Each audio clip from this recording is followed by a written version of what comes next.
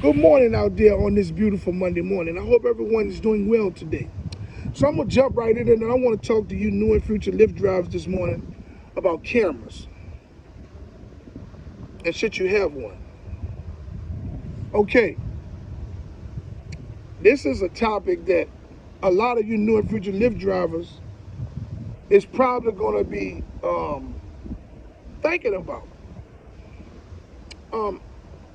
Cameras can help you and cameras cannot help you as a Lyft driver. Okay, so let me start off by saying that everyone does not have the funds to purchase a camera. Some of those cameras for inside of the vehicle can be a little bit pricey. Yes, they do have cheaper versions that you can purchase. But those cheaper versions are not always good. Okay? But it'll get you by until you can afford a better version of an in-vehicle camera. Now, I had experience where I had in-vehicle camera, okay?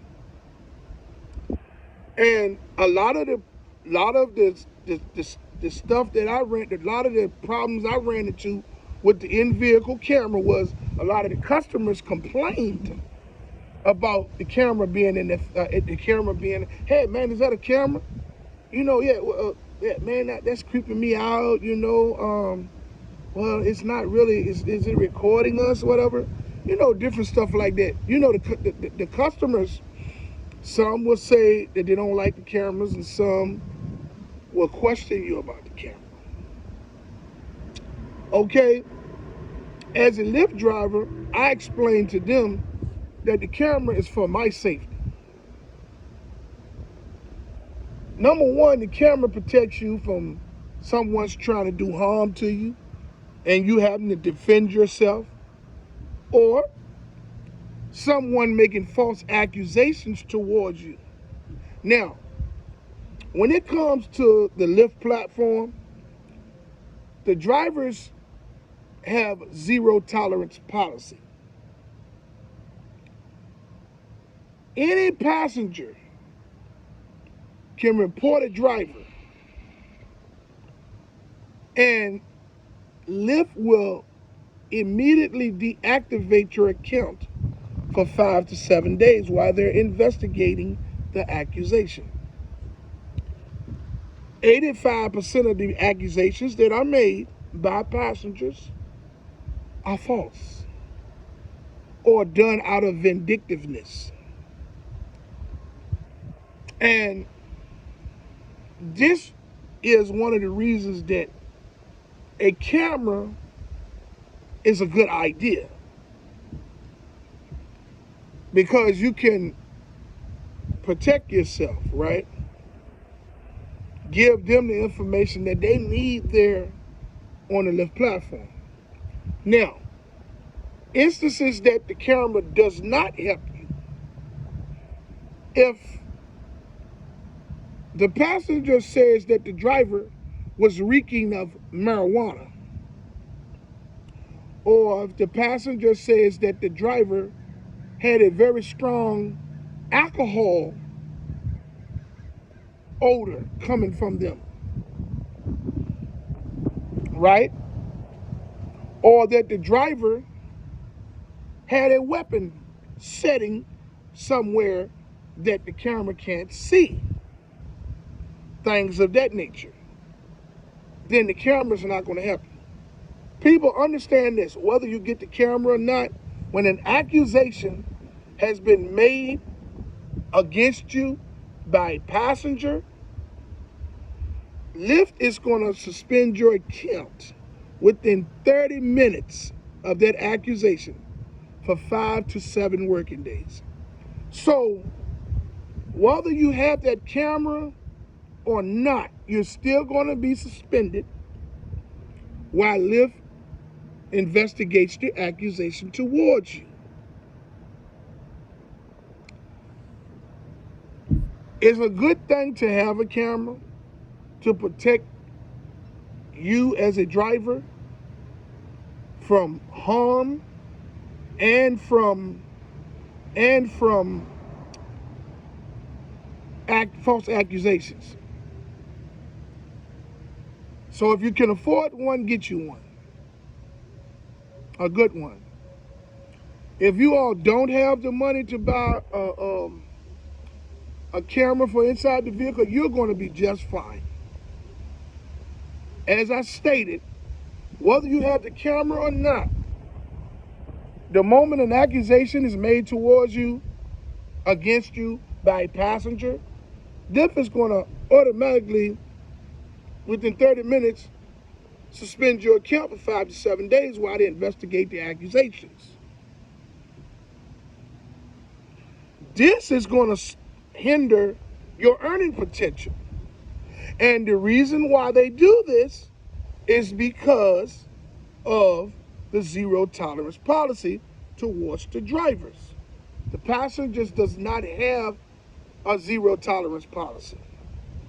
Because if a driver reports a passenger, the passenger will not get deactivated, and other drivers will be picking up the passenger. The passenger will not be matched with you anymore.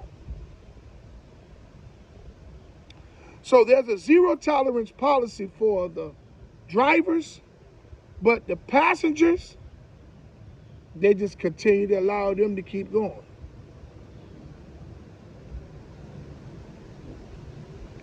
It's the way the system is designed. You know, the drivers are the ones that's doing all of the hard work. Without the drivers, there would be no Lyft or Uber. There's a lot of drivers that don't understand this. There's a lot of drivers that don't care.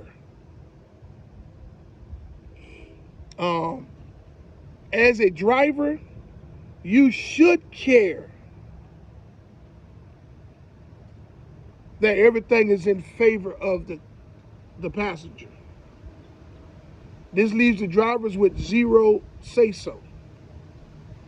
And you know, I oftentimes I see there's on message boards or different places where they're talking about Lyft and Uber drivers, and a lot of the passengers have a lot of comments,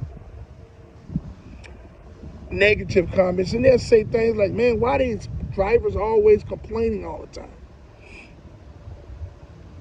If you got behind the wheel for 10 to 12 hours a day and had to deal with the bullshit that the public puts down, then you would be complaining too.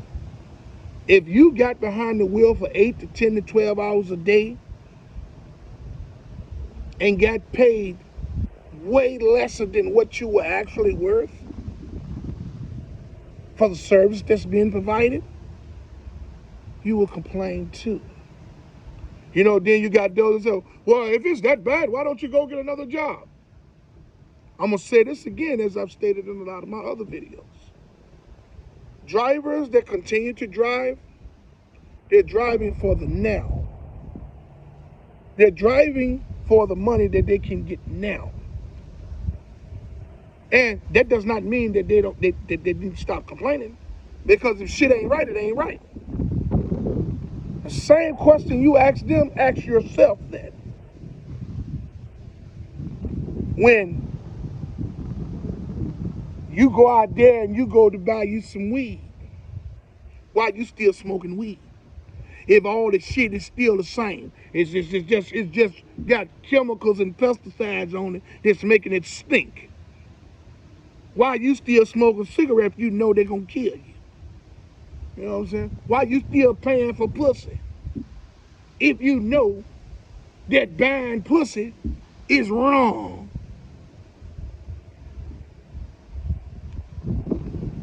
Why you chicks keep going by fake hair? You got hair in your head. Why you keep buying fake hair? Okay, so when you ask that, go, well, why they complain so much? Why don't they just quit and go do something else? Mind your goddamn business. As a Lyft driver and Uber drivers go through purity hell Because no matter how much you treat the passenger with courtesy, accommodate them with comfortability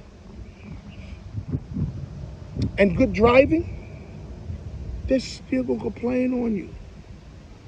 So this situation about these cameras, if you can afford your camera, I advise you to get you one.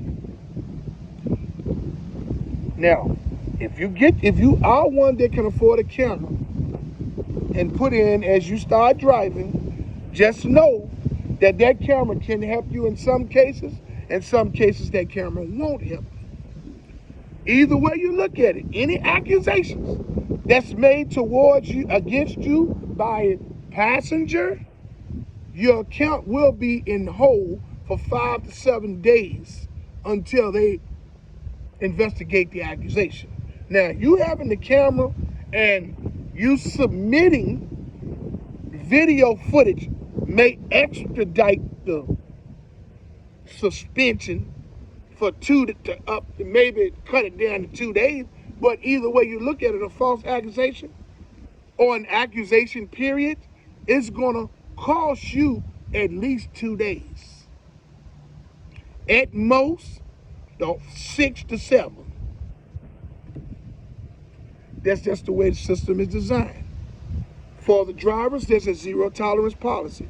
So you new and future Lyft drivers, if you can afford a camera for inside of the vehicle, get you one. If you all cannot afford a camera for inside the vehicle, you'll be just fine. Hey, I would like to say to all of those who have subscribed to my channel to like, subscribe, and hit the notification bell so you can stay in the loop for my latest video. And hey, I'm going live at least one day a week now, between Friday and Saturday.